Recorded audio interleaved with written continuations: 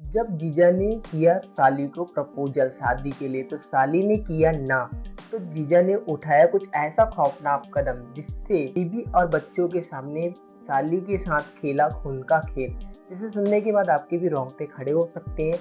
ये कहानी और घटना कहाँ की है, आइए हम आपको बताते हैं। सबसे पहले आप चैनल पर नए हो तो सब्सक्राइब कर लीजिए एंड आप वीडियो कहाँ से देख रहे हो अपना प्यारा सा name and city name comment box में ज़रूर बताइएगा। और ये कहानी और घटना जो है गुजरात राज्य के सूरत शहर से है, जहाँ पे एक लड़का रहता था संदीप नाम से, जिसकी शादी होती प्रयागराज के लड़की से।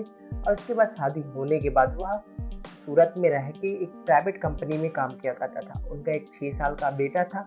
हाल फिलहाल में 2 बच्चे जन्म लिए थे जिनको 1 मंथ हो चुका था।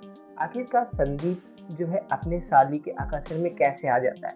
जब 2021 की बात है, जब उसकी साली ममता जो छोटी है, वह क्या करती है, सूरत आके काम करना स्टार्ट करती है। जिस कंपनी में उसका जीजा काम किया करता था प्राइवेट कंपनी में, उसी कंपनी में उसका जीजा जो है ममता को काम दिला देता है। अब ममता जो है सूरत में रह के अपनी दीदी के घर में ही रह के वह जॉब किया करती थी। अब वो अपने जीजा के साथ जॉब पे जाती, खाना खाती, शाम को घर आती। इस तरीके से दोनों का मिलन रहता था, मतलब दिन भर का रूटीन एक साथ ही होता था। और जो ममता की बड़ी बहन थी प्रभा, उसकी भी शादी संदीप के छोटे भाई से हो चुकी थी।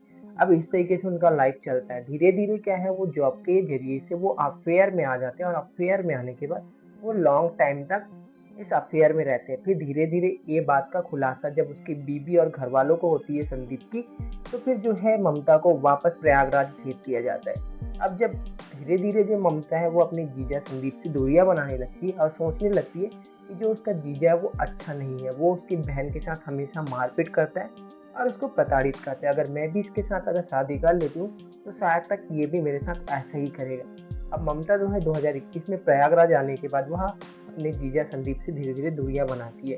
अब क्या होता है, जब उसके भाई की शादी होने वाली थी तो 4 अक्टूबर 2025 को वो सूरत जाते हैं संदीप के घर, अपने दीदी के घर। वहाँ जाने के बाद वो शॉपिंग करने वाले थे और जैसे 8 अक्टूबर 2025 को वो शॉपिंग करके आते हैं, रात के करीब 8 से 9 बजे का वक्त होता है। सभी घर वाले जो है बैठे होते हैं एक साथ। तभी जो होता है संदीप उसका जीजा, वह क्या करता है कि अपनी छोटी साली ममता को शादी के लिए प्रपोजल भेज देता है। सामने ही सारे लोग बैठे होते हैं, सुनकर लोग हैरान हो जाते हैं कि ये क्या बोल रहा है। लेकिन जो है सभी की निगाहें जो है वो ममता की ओर रहती है, तो ममता भी ये फटाक से जो है वो मना कर देती है।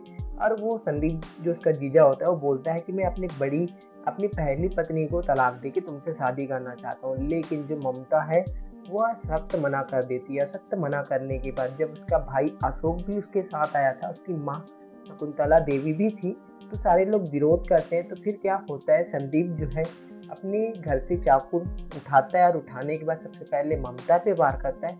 ममता पे वार करने के बाद जब बीच बचाव होता है तो अशोक पे भी वार कर देता है। और अशोक पे भी वार करने के बाद जो है वो अपनी सास शकुंतला पे भी वार कर देता है। और ऐसे करके फिर जो है हड़कंप मच जाता है, गाँव घर में चीख पुकार मच जाती है।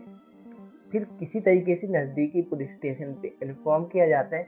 पुलिस वाले जब तक पहुँचते हैं तब तक जो साली ममता होती है उसकी मौके पे ही मौत हो चुकी थी और जो साला अशोक था उसका भी मृत्यु हो चुका था। अब जो है उसकी सास बची हुई है, उसकी सांसें चलती रहती है।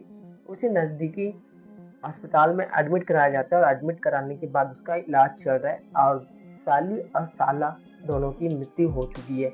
जो कि फिर पुलिस जो है हिरासत में ले लेती है संदीप को। और हिरासत में लेने के बाद जब उससे पूछताछ होती है तो पता चलता है कि जब वो 2021 में जब वो यहाँ जॉब करने आई थी तभी उनका अफेयर जो है लॉन्ग टाइम तक चलते ही रहता है। तभी उनके घर वालों को भनक लग जाती है और भनक लगने के बाद जो है ममता को वापस प्रयागराज भेज दिया जाता है। और उसके बाद जब वो शॉपिंग करने के लिए आती है तो मैं सभी घर वालों के सामने उसको शादी का प्रपोजल रखता हूँ, लेकिन ममता जो है वो मना कर देती है। इस वजह से वो गुस्से में आके ममता पे वार करता है। तो बीच बचाव में उसका साला अशोक भी आ जाता है, तो उस पे भी वो हमला कर देता है और हमले के बाद अपने सास पे भी वार कर देता है। और वार करने के बाद जो है इस तरीके से हुआ था। फिर जब वो पुलिस कस्टडी में आ जाता है, संदीप जो है अपने घर वालों को धमकी देता है कि अगर वो जेल से आता है तो ममता की बड़ी बहन जो है प्रभा, उसी की भाई की बीवी है, उसको वो धमकी देता है कि अगर वो वापस आएगा तो सभी को मार देगा। तो तो इस तरीके से वो धमकी देता है और पुलिस जो है अपना कार्रवाई कर रही है और उनके घर वाले चाहते हैं कि इसे जेल से ना निकलने दे और हो सके तो फांसी की सजा भी दिला दे। ये उसकी साली प्रभा का कहना है।